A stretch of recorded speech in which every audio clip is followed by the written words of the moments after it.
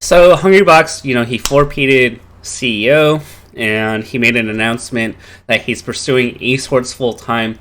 Now, it's pretty interesting if we look at this post because he did not mention that he's going to become a player, he's going to compete full time. He mentions esports full time.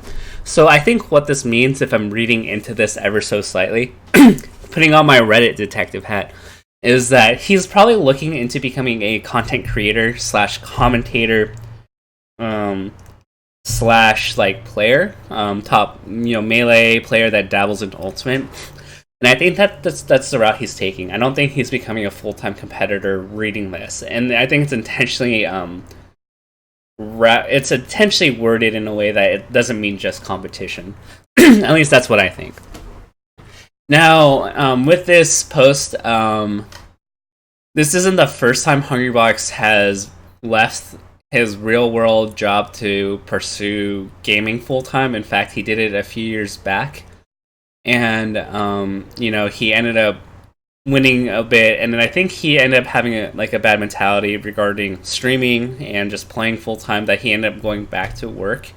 And then now he's quitting his job. So there is some prior history to this, and when I think about this, my analysis is, I think for players, I think Hungrybox is that kind of person that needs a change of scenery. I don't really see him doing the same thing over and over again in terms of just it being healthy for his mindset. And we see this in the past where, initially the grass is greener. He was just well, I think that working and competing, that the time I lose from working, that could be reinvested into, competing and learning the game better.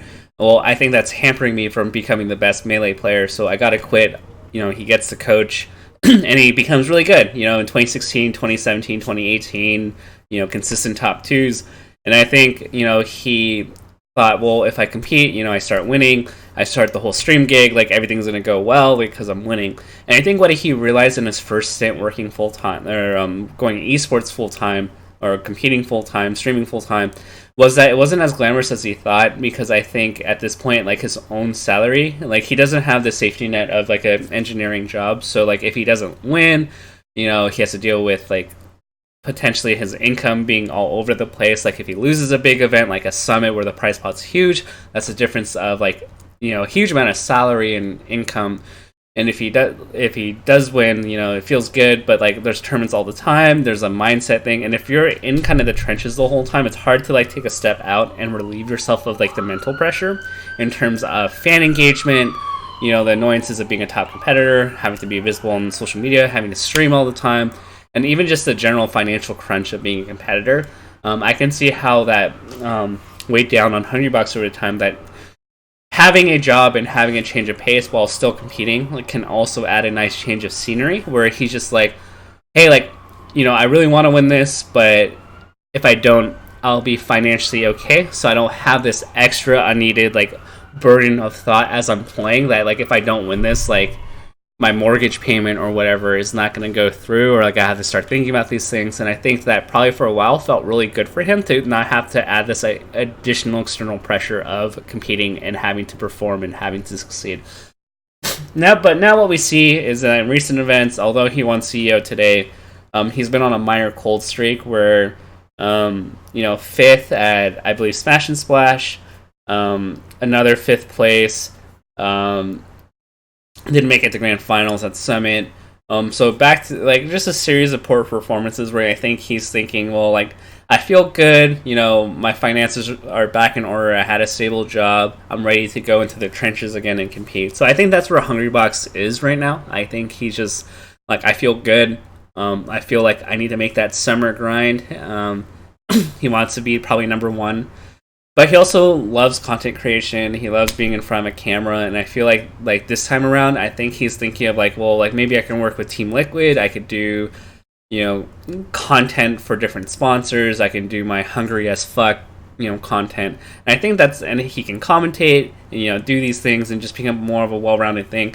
And just working full time. So just coming from my background, working full time and also competing really sucked because at the very least, it costed a lot of money to go to events, but at the same time, I would always have content ideas, but or I would want to stream. I just never had the time for it. Like there are like over 50 Tafo Talk topics that I never got to do over the years because I was just so busy.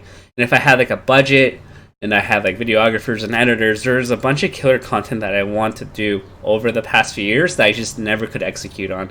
So I imagine Hungrybox has a bunch of ideas on what he wants to do to grow his brand, you know, create content, be a commentator, and do all these things he's wanted to do that probably he can't do because he's working. Because you can't take an unlimited amount of days off. I mean, or else you just don't have a job. So it's going to be interesting to see what happens next, but realistically, this is what I anticipate. He's going to try to do a little bit better in Melee.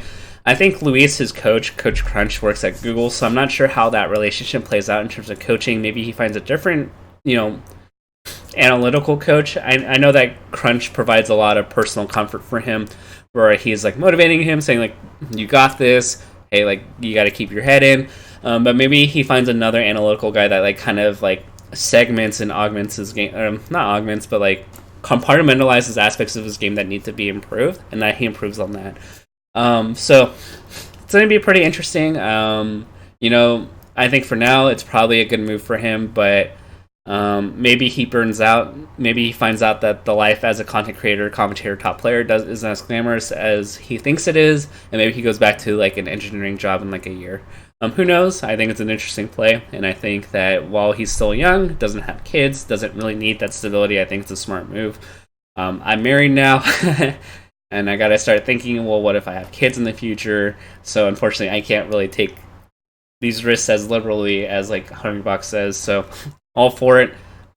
Take some risks, and it's gonna be interesting. Maybe he wins every tournament for the rest of the year, and we go into a dark timeline. Anyway, those are my thoughts on Hungrybox.